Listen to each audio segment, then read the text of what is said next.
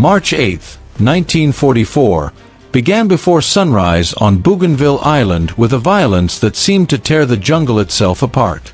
At 5:45 a.m., Japanese artillery opened fire from hidden positions beyond the Torokina Perimeter, heavy shells screaming across the Solomon Sea and slamming into the American beachhead with terrifying precision. The jungle floor shook as 150mm and 105mm rounds exploded among airstrips, supply dumps, and defensive works that had been carved from coral and mud over months of relentless labor. Lieutenant General Harakichi Hayakate's 17th Army, nearly 8,000 battle-hardened veterans drawn from years of brutal fighting in China, had closed in around the American perimeter. Their plan was brutally simple: smash through the defenses within 2 weeks, seize the fighter strips at Torokina, and erase the Allied foothold on Bougainville once and for all. Japanese intelligence believed the men behind those defenses were not real infantry, not soldiers hardened for frontline combat, but rear-echelon personnel, clerks, cooks, engineers, mechanics, men who were never supposed to face a full-scale assault by a veteran Japanese division. When the first shells landed, typewriters were abandoned mid-sentence, ladles clattered to the ground, bulldozers were left idling where they stood. Radio operators grabbed rifles, construction workers reached for bazookas, supply sergeants hurried to pre-assigned firing sectors. Across more than 23,000 yards of jungle perimeter, men who had never expected to fight from foxholes pressed themselves deeper into positions they had built with their own hands. The motto of the naval construction battalions echoed through trenches and bunkers: "We build, we fight." Yet even among the defenders themselves, doubt lingered. No one truly knew whether men trained to pour concrete, string wire, and unload cargo could stop veterans who had conquered half of China. The Japanese would soon learn what happened when builders were mistaken for victims. The opening bombardment lasted only 12 minutes, but when it ended, the silence felt heavier than the explosions that had preceded it. Along the horseshoe-shaped perimeter protecting the Piva airfields, more than 27,000 American infantry and support troops remained frozen in place, surrounded by the smell of cordite and fresh earth. The Japanese guns had not fired blindly.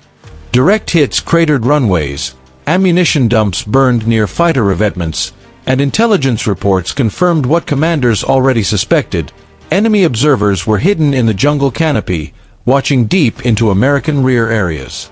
On Hill 700, the highest ground anchoring the American left flank, Private First Class Robert Cope wiped condensation from his rifle scope and stared down the slope toward the dark tree line. Officially, Cope was a headquarters clerk who had spent the previous months typing reports and processing paperwork. Now he crouched behind a Browning automatic rifle with 200 rounds of ammunition, guarding an approach that led straight toward the airstrips. The transformation had not been optional. When intelligence confirmed that a full Japanese division was advancing, every available man had been assigned a defensive position. Seabees who had built the runways now manned pillboxes covering them. Engineers who designed wire obstacles became the infantry responsible for defending them. Radio operators, mechanics, and supply clerks were given fields of fire, artillery targets, and withdrawal routes. Commander Leif Daigle, the senior Seabee officer at Torokina, accepted the dual mission without hesitation. His battalions had constructed not only airfields but a layered defensive system: interlocking bunkers with reinforced overhead cover, communications trenches linking strongpoints, and observation posts positioned for early warning.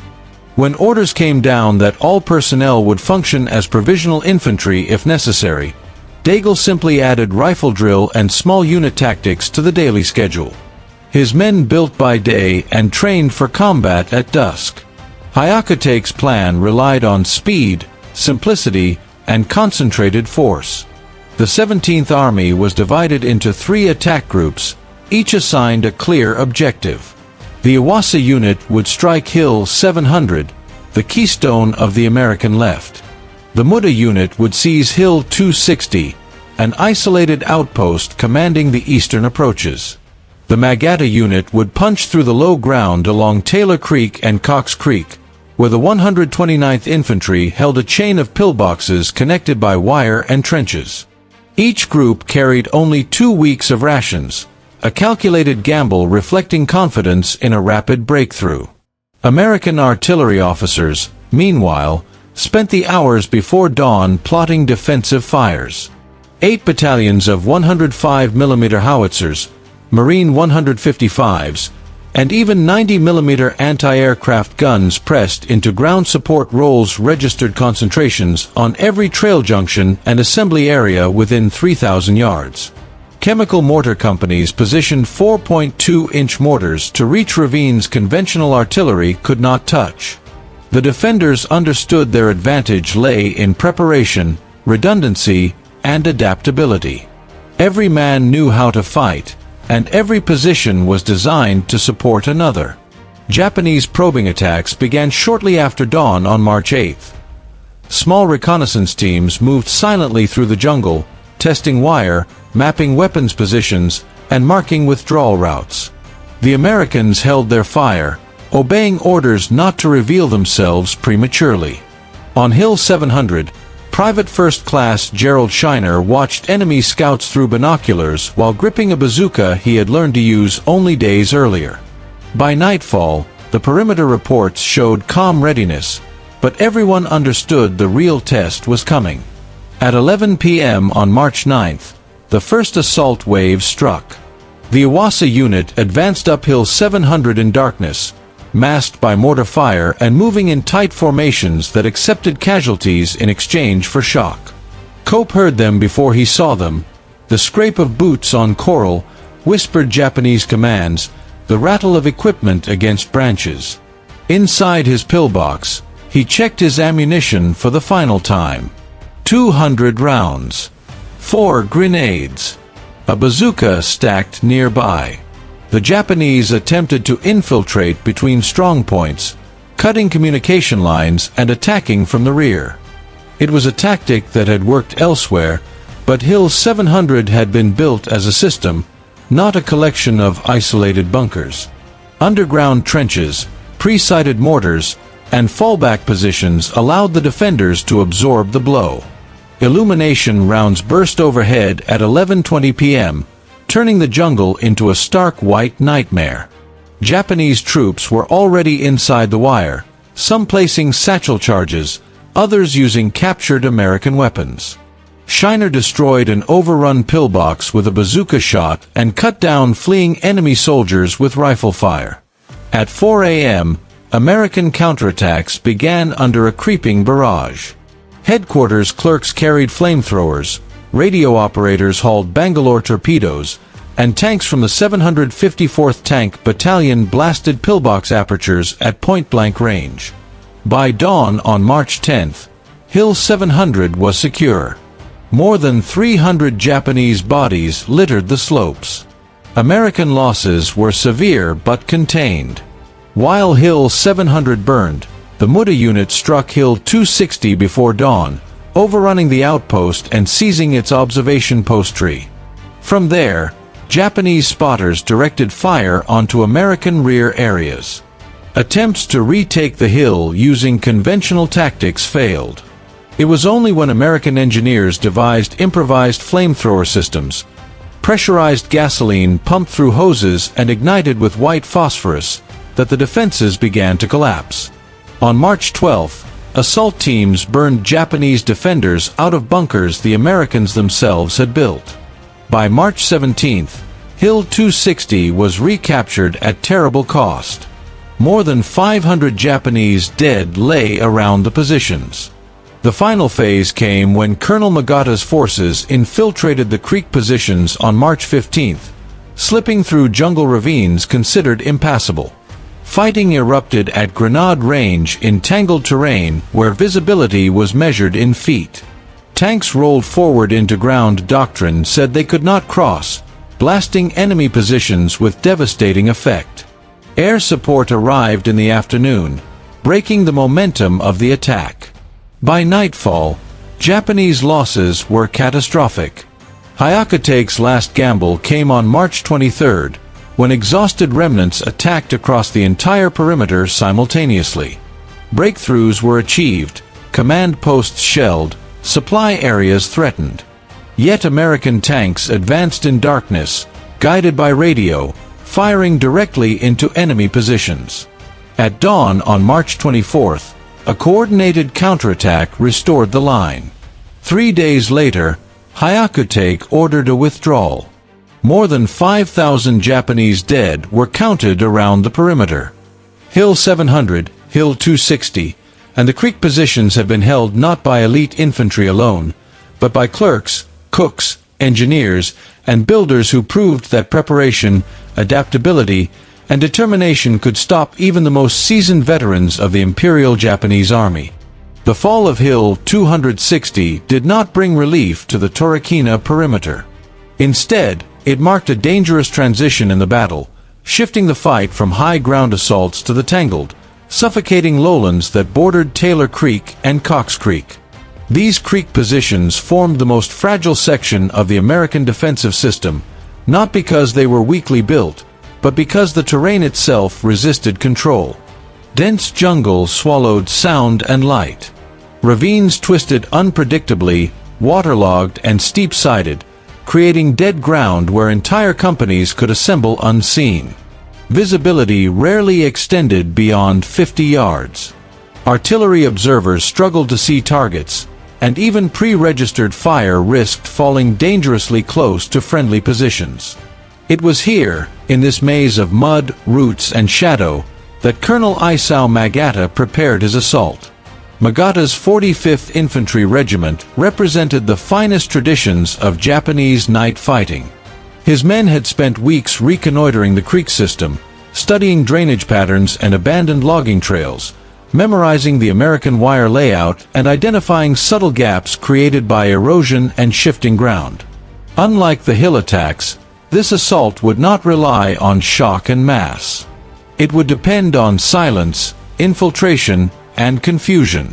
On the night of March 15th, Japanese infantry moved into position with discipline born of years of jungle warfare. They advanced without artillery preparation, without mortar fire, relying instead on stealth to penetrate the perimeter before the Americans could react. At 0200 hours, perimeter guards heard the unmistakable snip of wire cutters.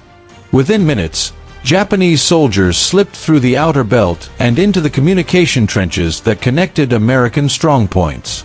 Some positions reported brief contact. Others went silent without transmitting anything at all. Lieutenant Colonel Joseph Zimmer, commanding the 2nd Battalion, 129th Infantry, immediately understood the danger. His battalion occupied the most complex terrain in the sector, and he had long feared that once enemy forces reached grenade range, the battle would dissolve into isolated, brutal fights around individual bunkers. Sergeant Robert Mackenzie, leading a machine gun section near the center of the line, realized the situation had turned catastrophic when he heard American weapons firing toward the rear. Browning automatic rifles echoed from positions that should not have held them. Japanese troops had captured American pillboxes and were using seized weapons to sow confusion. Without waiting for orders, Mackenzie led his crew forward, maneuvering by memory and instinct. He coordinated with rifle squads from neighboring positions, using hand signals developed during training exercises, and surrounded a captured bunker. The assault succeeded not through superior firepower, but through intimate knowledge of how the position had been built. The Japanese inside fought fiercely, but they were trapped by blind spots and angles their designers had never intended to defend. Across the creek line, similar scenes unfolded. Japanese forces demonstrated tactical flexibility, shifting between infiltration and concentrated assault as conditions demanded. When detected, they attacked with ferocity, accepting heavy casualties to break through narrow sectors. When repulsed, they melted back into the jungle and reappeared elsewhere. But the American defenders possessed advantages that became increasingly decisive. Every soldier, from rifleman to radio operator, knew the terrain because they had helped shape it. They knew which bunkers could support each other and which stood isolated. They knew where artillery could safely be called and where it could not. Captain William Anderson, commanding Dog Company of the 129th Infantry, coordinated the defense from a command post buried deep beneath earth and logs. Underground telephone lines linked every strong point. Artillery concentrations could be called by code numbers alone. Most critically, Anderson maintained constant communication with tank units from the 754th Tank Battalion, held in reserve for exactly this contingency. Japanese planners had not expected tanks to operate effectively in the creek terrain. American commanders had trained for it. When M4 Shermans and M3 light tanks advanced into the creek sector, they did so at ranges under 100 yards, firing canister and high-explosive rounds directly into ravines and bunker apertures.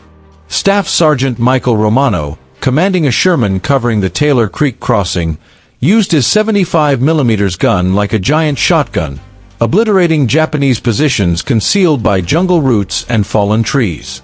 His crew moved forward deliberately, machine guns hammering likely approach routes while infantry clung close to the hull for protection.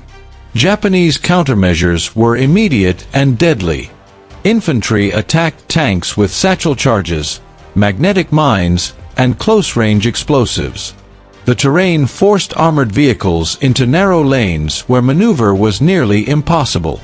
Several tanks were damaged, some immobilized, but their presence shattered Japanese momentum.